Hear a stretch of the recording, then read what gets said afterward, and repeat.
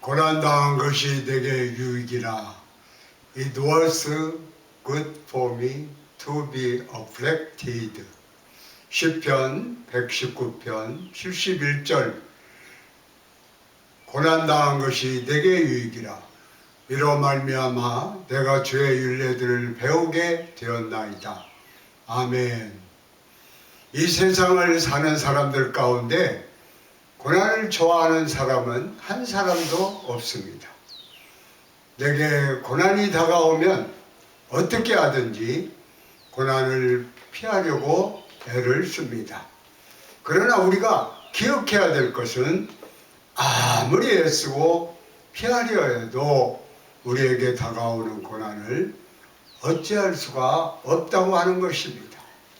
그래서 고난을 당할 때에 많은 사람들이 원망하고 불평하고 또 남 탓을 하고 좌절합니다.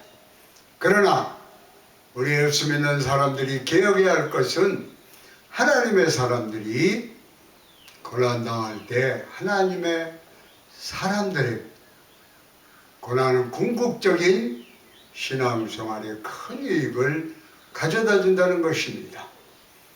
고난이 고난으로 끝나는 것이 아니라 우리에게 예비하신 하나님의 놀라운 축복으로 은혜로 우리를 이끌어간다는 것을 잊지 말아야 합니다. 첫째로 고난 없는 성숙은 없다. 우리 그리스도인들이 언제 영적으로 성숙합니까? 고난을 당할 때 성숙하는 것입니다.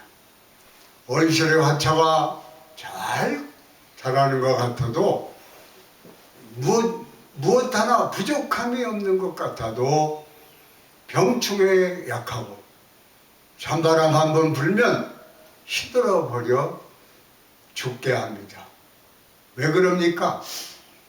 고난을 겪지 않았기 때문에 고난을 겪어서 찬 비바람을 맞아 화초가 굳건히 자라게 되는 것입니다. 사람도 마찬가지예요. 학생들이 힘들고 어려워도 열심히 공부해야 자기가 원하는 대학에 갈 수가 있습니다. 몸의 건강을 위하여 열심히 운동을 해야 합니다. 건강검진을 하면 의사 선생님이 이렇게 말씀하시죠. 하루에 30분 이상은 숨이 찰 정도로 운동하는 것이 좋습니다.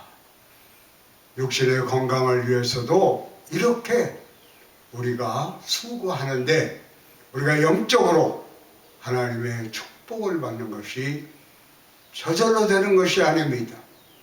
고난이라고 하는 훈련 과정을 통해서 우리의 믿음이 자라는 것입니다. 시편 기자는 이 고난을 통하여 주의 말씀을 배우게 된다고 고백을 합니다. 오늘 본문 말씀 19편 119편 71절에 고난당한 것이 내게 유익이라. 이로 말미암아 내가 주의 율례들을 배우게 되었나이다 라고 말씀하고 있어요. 사람들은 고난을 당할 때 왜 하필이면 이러한 일이 내게 다가왔습니까? 쉽게 원망하고 불평하고 남 탓을 합니다. 그러나 이러한 태도는 고난을 해결하는데 아무런 도움이 되지 않습니다. 오히려 고난이 그를 더 짓누를 뿐인 것입니다. 믿는 사람들은 고난이 다가올 때 오히려 자신을 살펴보고 믿음의 주여 온전케 하시는 주님을 바라보고 믿음으로 나가는 것입니다. 하나님의 선하심을 의뢰하고 참으로 좋으신 하나님이 이 고난 과정 속에 어떻게 나를 훈련시켜서 하나님의 뜻을 이루실까 깊이 생각하며 믿음의 전진을 할 수 있게 되기를 바라는 것입니다. 그러면 우리는 고난 속에서 주님의 뜻을 발견할 수 있습니다. 하나님은 진실로 선하신 하나님이십니다. 고난을 통하여서 우리를 바로잡아 주시고 우리를 기뻐하시는 하나님의 자녀로 삼으시길 원하고 계십니다. 우리가 알게 모르게 잘못된 길을 가고 있을 때 하나님이 고난이라는 과정을 통해서 길을 바른 길로 가게 바꿔 놓으십니다. 연호가 니느웨로 가야 하는데 다시스로 가니까 풍랑이라고 하는 고난을 통해서 그를 물고기 뱃속에 넣으시고 다시 니느웨로 방향을 돌리신 것처럼 우리가 고난이 다가올 때 우리 자신을 살펴보아야 합니다. 과연 내가 주님이 기뻐하시는 삶을 살고 있는가? 제가 지금 주님이 원하시는 길로 가고 있는가? 아니면 내가 알게 모르게 주님 뜻과는 벗어난 잘못된 길을 가고 있지는 않는가? 잘못된 삶을 살고 있지는 않은가? 우리 자신을 살펴보아야 합니다. 아멘. 어떻게 우리 자신을 살펴볼 수가 있습니까? 고난의 때에 우리는 주님의 말씀을 묵상해야 합니다. 아멘. 주님의 말씀 가운데 주님의 뜻이 있고 주님의 은혜가 있고 아멘. 주님의 가르치심이 있고 주님의 인도하심이 있는 것입니다. 시편 119편 67절에 성경은 말씀합니다. 고난당하기 전에는 내가 그릇 행하였더니 이제는 주의 말씀을 지키나이다. 아멘. 하나님의 말씀을 통해 우리는 우리의 부족함과 잘못된 모습을 발견하고 우리 자신을 바로잡고 바른 길로 갈 수 있게 되는 것입니다. 말씀은 우리의 인생을 인도하는 삶의 나침판이요 인생의 내비게이션인 것입니다. 그러므로 고난을 통과할 때에 철저히 말씀을 통하여 자신을 살펴보아야 합니다. 거울을 보면 내 얼굴에 무엇이 묻었는가를 볼 수 있듯이 하나님의 말씀의 거울에 비추어서 내용을 살펴서 주님 보시기에 내가 잘못된 것이 무엇인가 다 찾아내고 내가 잘못된 것이 무엇인가 다 찾아내고 잘못된 것을 바로잡고 말씀을 통해 세임을 얻고 모든 어려움을 헤쳐나가는 여러분 모두가 되시기를 바랍니다. 아멘. 시편 119편 50절입니다. 이 말씀은 나의 고난 중에 위로라. 주의 말씀이 나를 살리셨기 때문이니이다.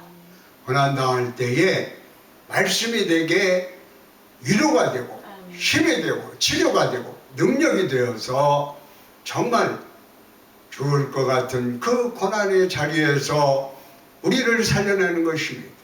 그러므로 고난은 절대로 우리에게 손해가 아닙니다. 아멘. 절대 절망이 아닙니다. 고통이 있고 아픔이 있지만 우리를 더 나은 길, 좋은 길로 인도해가는 과정이라는 것을 잊지 말아야 합니다. 고난 중에 약속의 말씀을 꼭 붙잡고 오히려 감사와 찬양으로 날아가는 여러분 모두가 되시기를 바랍니다. 아멘. 사도 바울이 빌립보에 가서 복음을 전할 때 귀신 들린 아이가 자꾸 쫓아와서 방해를 합니다. 그래서 귀신을 쫓아버렸어요.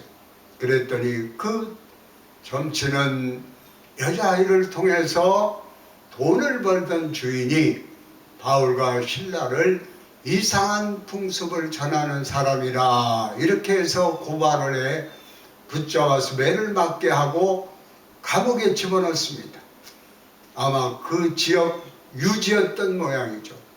재판도 받지 않고 그렇게 몰매를 때리고 감옥에 넣을 수 있는 굉장한 영향력 있는 사람이었는지 모르겠습니다. 그런데 억울하게 매맞고 들어간 바울과 실라가 하나님 여기까지 복음을 전하러 왔는데 어찌 이럴 수가 있습니까? 원망하지 않았어요. 고난을 당할 때 불평하지 않았습니다. 오히려 한밤중에 감옥에서 주님을 바라보고 감사하고 찬양했습니다. 기도했습니다. 그때 기적이 일어난 것입니다. 아멘. 사도행전 16장 25절에 한밤중에 바울과 실라가 기도하고 하나님을 찬송하며 죄수들이 듣더라 그랬죠. 그 순간 옥토가 흔들리고 손과 발에 매인 모든 것이 풀어지고 온문이 열렸습니다. 아멘. 26절입니다. 예, 갑자기 큰 지진이 났어요. 옥토가 움직이고 문이 곧 다 열리며 모든 사람의 매인 것이 다 벗어집니다. 아멘.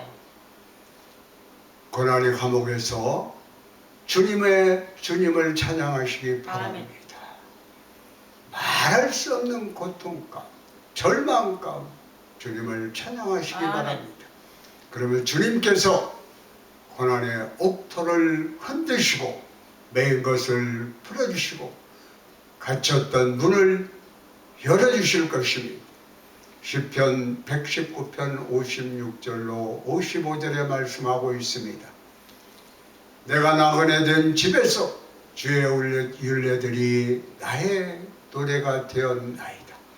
야외 내가 밤에 주의 이름을 기억하고 주의 법을 지켰나이다. 할렐루야. 여러분, 아프지 않은 주사가 없어요.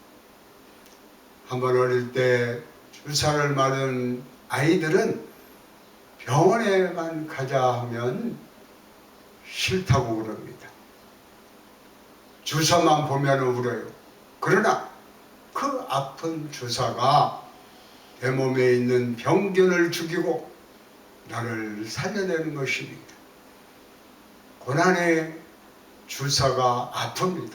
그러나 그 아픔이 내 영혼을 찌르는 그 통증이 내 영혼 속에 들어와 있는 영혼의 악성 바이러스를 다 죽이고 나를 치료하고 살려내는 놀라운 은혜를 가져온다는 것을 잊지 않기를 바랍니다. 고난 중에 절망 중에 아픔 중에 오직 주님만 바라보고 나아가는 여러분 모두가 되시기를 바랍니다. 둘째로, 고난은 축복으로 가는 과정입니다. 아멘. 고난 없는 영적 성숙도 없을 뿐더러 이 고난은 궁극적으로 우리를 더 나은 자리로 우리를 이끌어간다는 것을 기억해야 합니다. 로마서 5장 3절은 이와 같이 말씀합니다. 다만 이뿐 아니라 우리가 환난 중에도 즐거워하나니 이는 환난은 인내를, 인내는 연단을, 연단은 소망을 이루는 줄 알미로라. 기억하시기 바랍니다. 고난은 피하는 것이 아니라 견디는 것이다. 피한다고 해서 피해줄 수가 없어요. 그래서 우리가 고난을 당할 때 참고 견디는 것 외에는 다른 길이 없어요. 극한 영혼의 고통과 통증을 느끼며 그냥 고난의 시간을 지나가는 것입니다. 그저 눈물의 골짜기에 이르면 참고 견디는 것입니다. 다른 길이 없어요. 아픔 없는 고난이 없습니다. 고난은 아픈 것입니다. 아프지 않은 주사가 어디 있습니까? 다 주사가 아프죠. 그러나 그 고난이 축복입니다. 시편 기자는 고난 중에 이렇게 부르짖습니다. 시편 119편 84절로 85절입니다. 죄종의 날이 얼마나 더나이 나를 핍박하는 자를 주께서 언제 심판하시리까? 죄의 법을 따르지 아니하는 교만한 자들이 나를 해하려고 웅덩이를 팠나이다. 얼마나 힘들면 이제 내 인생의 남은 날이 며칠이나 됩니까? 막 너무 고통이 심해서 막 거의 죽게 되었어. 마음이 나의 남은 날이 얼마 남았습니까? 내가 얼마나 힘든 나를 물고 뜯고 원수들이 나를 공격해오고 웅덩이를 파고 견딜 수가 없습니다. 그러한 고난이, 그러한 고통이 다가왔다고 할지라도 약속의 말씀을 꼭 붙잡고 믿음으로 나가시기를 바랍니다. 하나님께서 모든 악한 자를 심판하시고 우리를 건져내 주시고 아멘. 우리를 모든 위기에서 벗어나게 해주시고 승리하게 해주시며 우리 앞에 시온의 대로가 펼쳐지도록 만들어 주실 것입니다. 119편 88절입니다. 주의 인자하심을 따라 나를 살아나게 하소서. 그리하시면 주의 입의 교훈들을 내가 지키리이다. 참으로 좋으신 하나님이 고난을 통해서 나를 살려내는 것입니다. 모든 고난에는 하나님의 뜻이 있습니다. 이유 없는 고난이 없습니다. 고난을 당할 때 우리 자신을 살펴보아야 합니다. 하나님의 뜻이, 하나님의 계획이 어디에 있는지를 살펴봐야 하는 것입니다. 잘 참고 견뎌야 합니다. 요셉은 꿈 많은 소년이었습니다. 사랑받는 아들이었습니다. 무엇 하나 부족함이 없었습니다.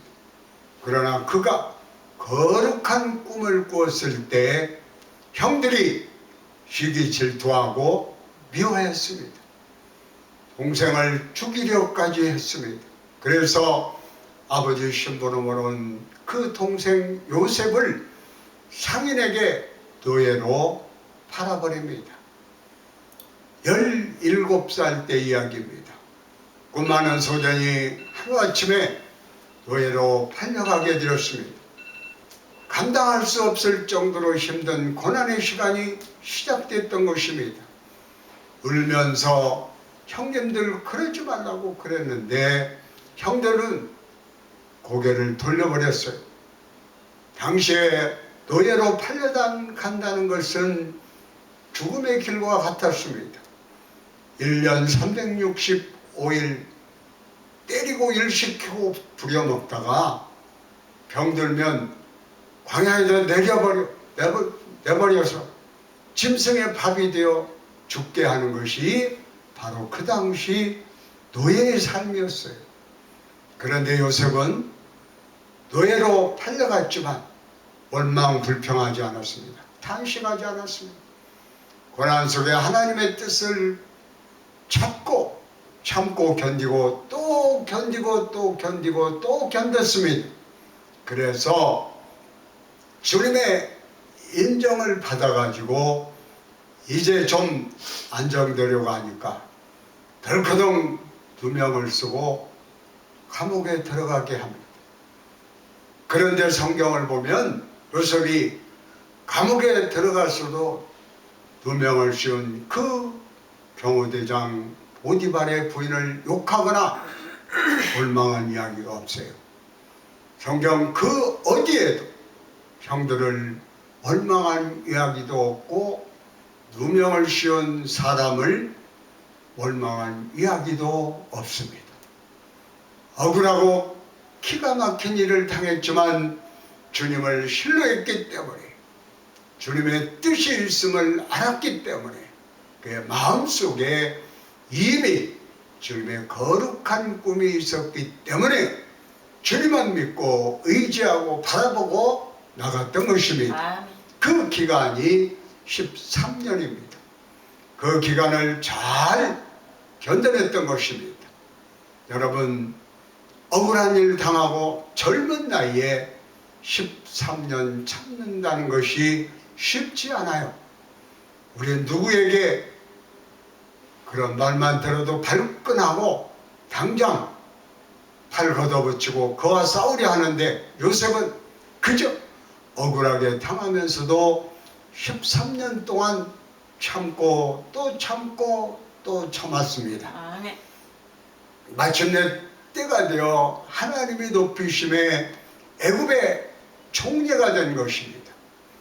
젊은 소년의 나이에서 13년은 몇십 년 같은 긴 세월로 여겨졌을 것입니다. 그 긴 세월을 잘 참고 견딘 것입니다. 그런데 그 기간을 잘 견뎌냈던 것입니다. 여러분, 억울한 일 당하고 젊은 나이에 13년을 참는다는 것이 쉽지 않습니다.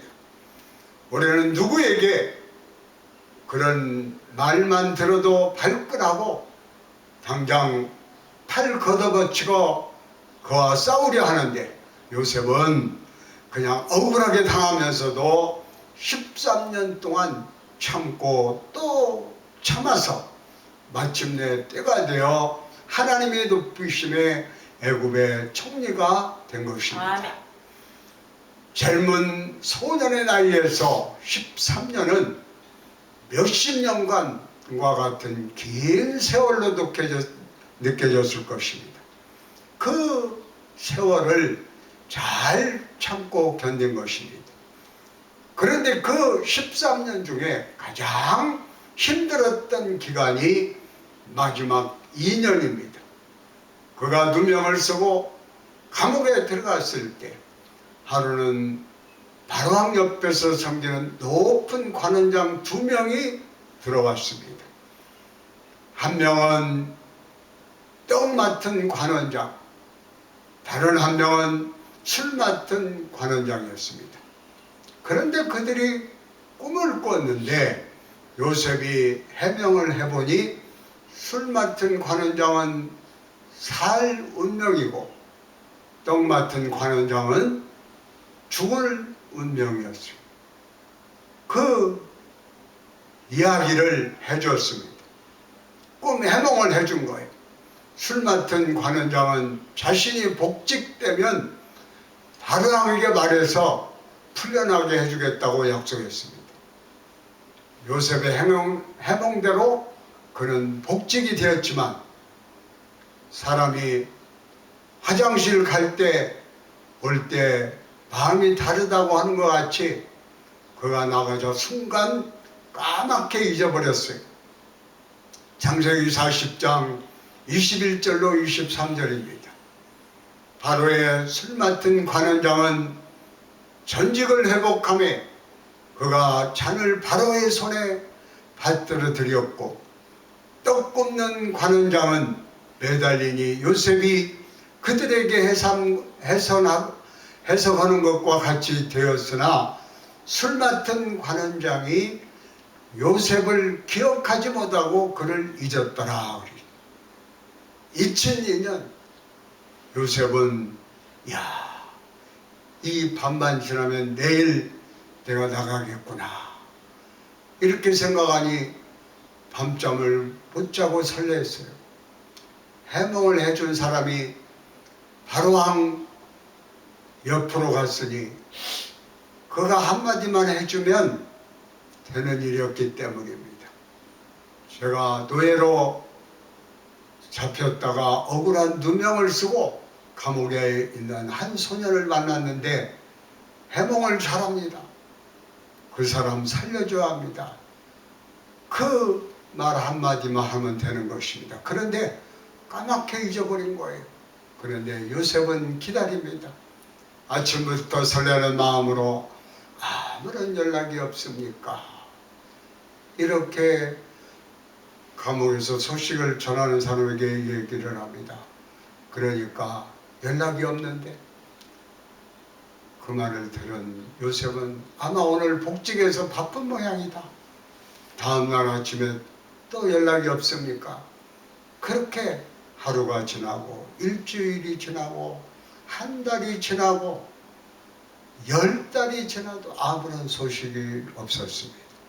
그러니 얼마나 그 시간이 길게 느껴졌겠습니까? 그러나 그것도 잘 참고 견뎠습니다. 잘 참고 견디다 마침내 30이 되었을 때 하나님의 때에 하나님이 그를 높이십니다. 하나님이 높이시면 낮출 자가 없고 낮추시면 높일 자가 없는 아멘. 것입니다. 때를 기다리시기 바랍니다. 아멘. 창세기 41장 38절로 41절입니다. 바로가 그의 신하들에게 이르되 이와 같이 하나님의 영에 감동된 사람을 우리가 어찌 찾을 수 있으리요 하고 요셉에게 이르되 하나님이 모든 것을 내게 보이셨으니 너와 같이 명철하고 지혜 있는 자가 없도다. 너는 내 집을 다스리라. 내 백성이 다 내 명령에 복종하리니 내가 너보다 높은 것은 내 왕자뿐이니라.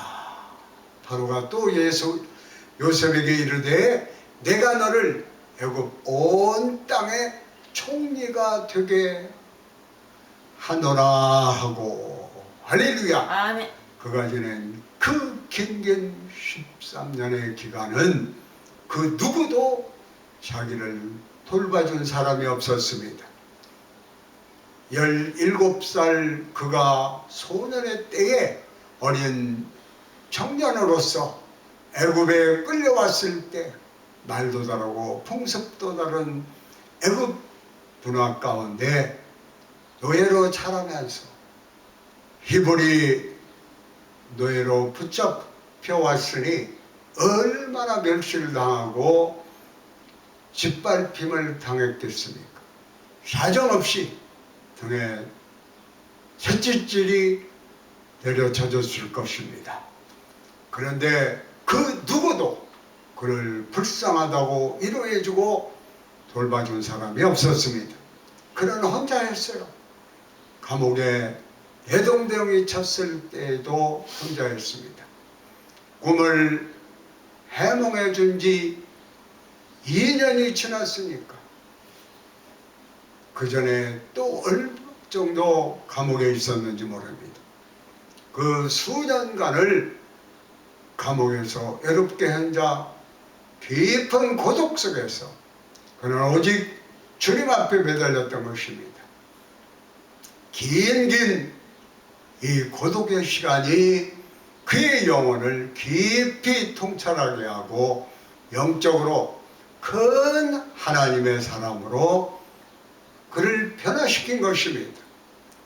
고난 중에 나 홀로의 시간을 갖게 될 때에 주님과 깊은 교제를 하게 되기 때문입니다. 주님 앞에서 벌거벗은 모습으로 내 자신이 서서 주님의 손을 꼭 붙잡고 주님의 도우심을 받고 치료받고 위로받고 회복되는 은혜가 있기를 바랍니다. 아멘. 우리 주님이 우리를 얼마나 사랑하시는지 그 고독의 밤을 지나며 외로움의 밤을 지나며 슬픔의 밤을 지나며 주님의 은혜를 체험하게 되시기를 바랍니다. 아멘. 셋째로 고난 중 말씀과의 동행은 형통을 가져옵니다. 아멘. 고난을 극복하는 위대한 능력이 하나님의 말씀에 있습니다. 하나님의 말씀, 그 말씀은 생명입니다. 능력입니다. 은혜입니다. 빛이 됩니다. 이스라엘 백성들이 430년 동안 애굽에서 총살을 하다가 하나님의 놀라운 은혜로 구원받아 모세의 인도함을 따라 가나안 입국까지 오는데 40년이 걸려서 왔습니다. 그런데 하나님이 갑자기 모세를 데려가신 것입니다. 그때까지 모세가 눈이 침침하지도 않고 건강한 모습이었는데 하나님이 모세를 이제 너의 할 일을 다 잘 감당했으니 이제는 그만 다 내려놓고 내게로 와라. 그러고 주님이 데려가신 것입니다. 우리는 하나님의 뜻에 따라 하나님이 가라 하면 가고 서라면 서는 하나님의 자녀들입니다. 하나님의 종들입니다. 그런데 하나님이 모세를 데려가셨어요. 이스라엘 백성들이 큰 허탈감과 충격에 빠졌습니다. 아니 우리가 믿고 의지하고 따랐던 우리 지도자 모세를 데려가면 어떻게 합니까? 후계자로 모세의 몸종이었던 실종이었던 여호수아를 세웠지만 40년 동안 모세를 바라봤기 때문에 여호수아가 눈에 안 들어왔을지도 모릅니다. 여호수아 자신도 갑자기 40년을 따라다녔던 영적인 거인이요 위대한 지도자였던 모세가 천국에 가시게 되자 어떻게 하나 하는 두려움이 가득했을지도 모릅니다. 그런데 그때 말씀을 주셨습니다. 우리가 가장 힘들고 어려울 때 주님의 말씀을 주십니다. 그 말씀은 바로 여호수아서 1장 7절로 8절입니다. 오직 강하고 극히 담대하여 나의 종 모세가 내게 명령한 그 율법을 다 지켜 행하고 우로나 좌우로나 치우치지 말라. 그리하면 어디로 가든지 형통하리니 이 율법책을 내 입에서 떠나지 말게 하며 주야로 그것을 묵상하여 그 안에 기록된 대로 다 지켜 행하라. 그리하면 내 길이 평탄하게 될 것이며 내가 형통하리라. 아멘. 네, 순간순간 말씀의 인도함을 따라 살아가는 여러분 되시기를 바랍니다. 여러분들이 잘 아시는 시편 119편 105절에 주의 말씀은 내 발의 등이요 내 길의 빛이니이다 라고 말씀하고 있어요. 인생길이 흑암으로 뒤집혀서 앞이 안 보이는 것 같아도 말씀을 붙잡으면 말씀이 내게 호롱불이 되어서 나의 갈 길을 보여주기 시작하는 겁니다. 슬픔과 절망에 빠진 사람들이 오직 믿고 의지할 것은 주님의 말씀밖에 없습니다. 그 말씀을 붙잡을 때에 그 말씀이 나를 절망에서 건져주시고 슬픔에서 위로해 주시고 모든 어려움을 이기는 위대한 능력을 내게 공급해 주시는 것입니다. 시편 119편 17절입니다. 나의 고난이 매우 심하오니 야훼여 주의 말씀대로 나를 살아나게 하소서. 아멘 할렐루야. 주의 말씀은 우리를 살립니다. 사랑의 하나님이 말씀을 통해서 우리를 살려주시고 말씀을 붙잡고 나갈 때에 말씀을 통해서 우리를 가장 좋은 길로 인도해 주시는 것입니다.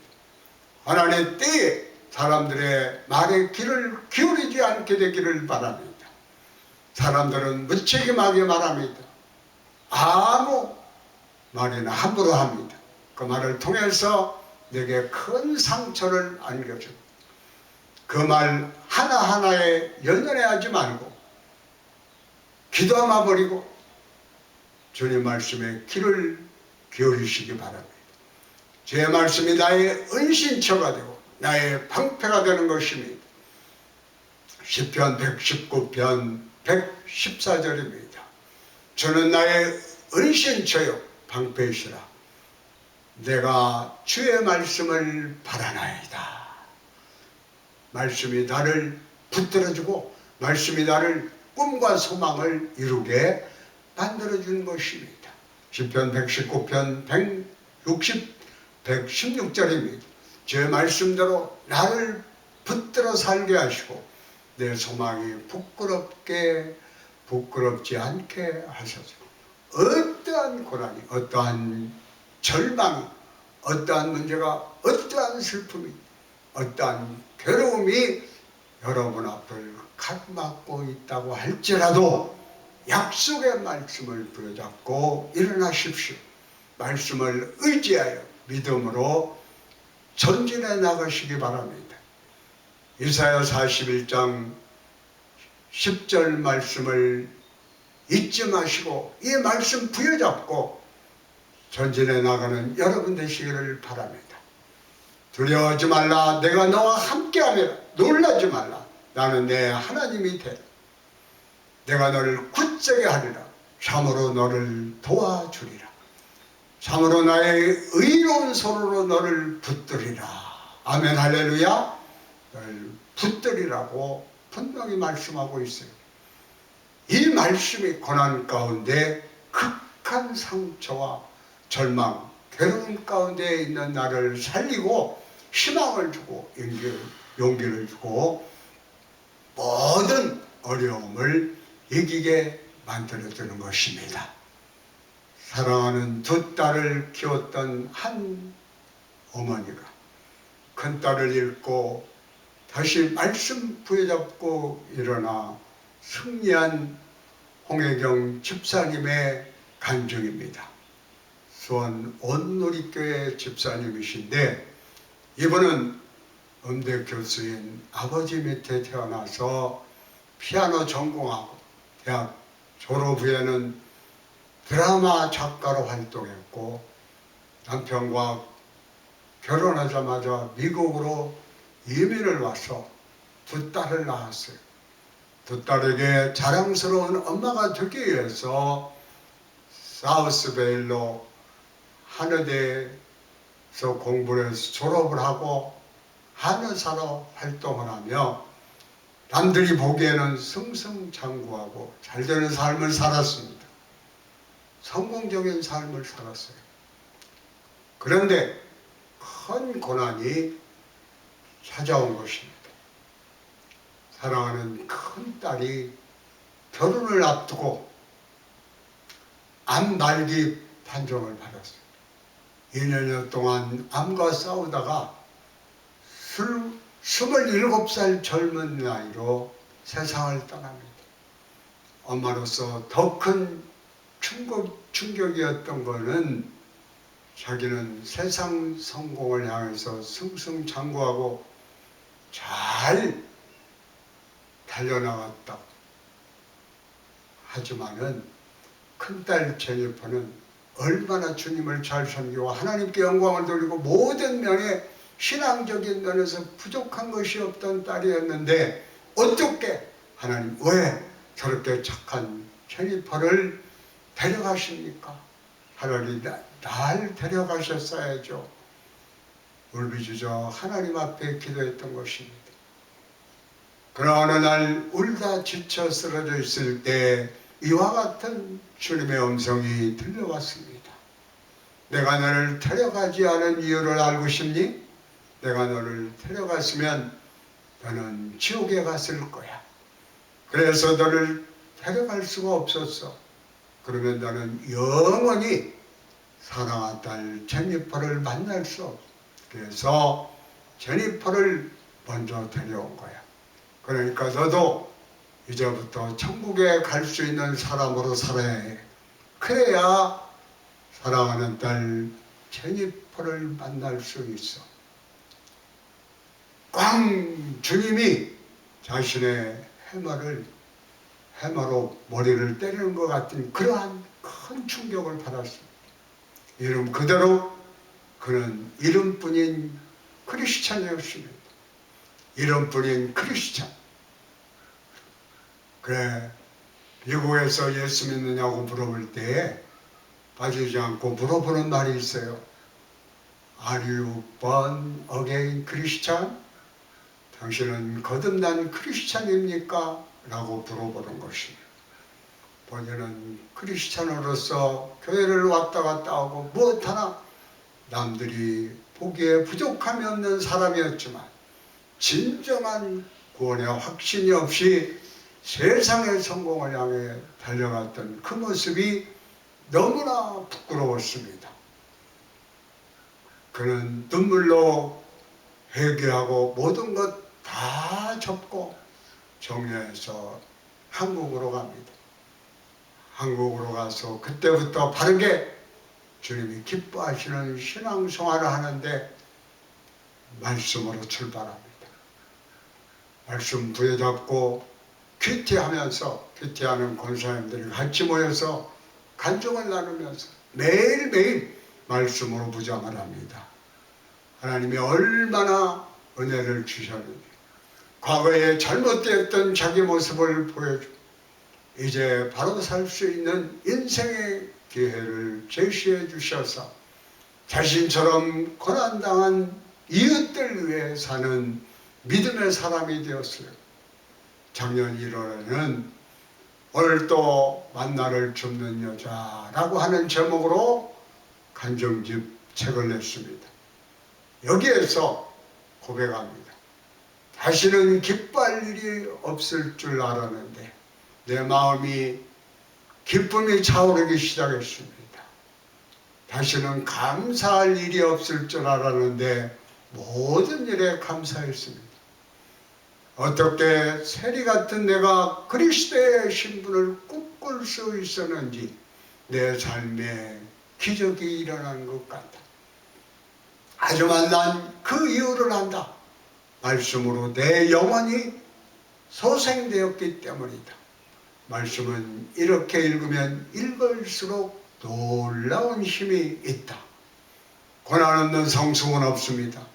고난은 우리를 축복으로 인도하는 그런 과정인 것을 잊지 마시고 고난의 과정을 통하여서 철저히 말씀 중심의 신앙으로 변화되어 위대한 하나님의 신앙으로 하나님의 사람으로 변화되는 여러분 모두가 되시기를 주의 이름으로 축원합니다. 아멘.